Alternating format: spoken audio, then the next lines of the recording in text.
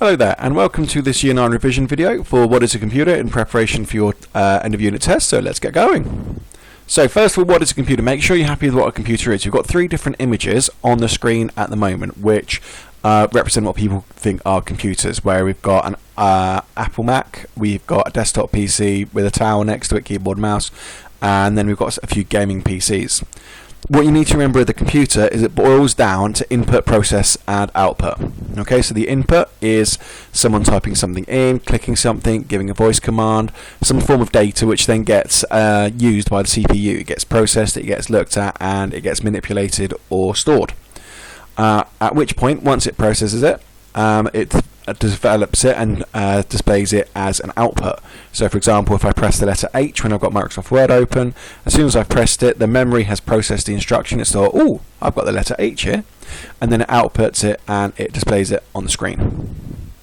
Computer is something which handles input, process and data, and it comes in different shapes and sizes. So for example, from the very small, such as an iPod Nano or a BBC Microbit, to the very big, such as the International Space Station, a massive computer currently flying around the planet in orbit, hopefully.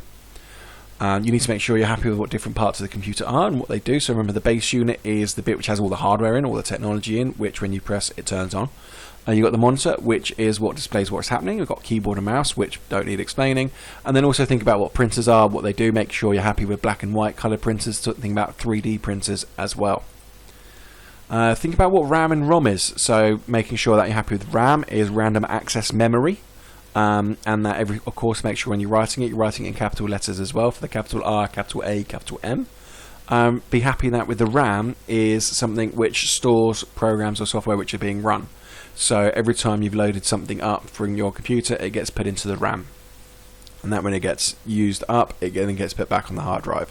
And that the ROM, which stands for read-only memory, holds, for example, the BIOS in, which is used for PC startup. RAM is a type of volatile memory, which means when you turn the PC off, that it gets flushed, it gets emptied, whereas the ROM is non-volatile memory, and that it gets stored and the information on there always stays in there.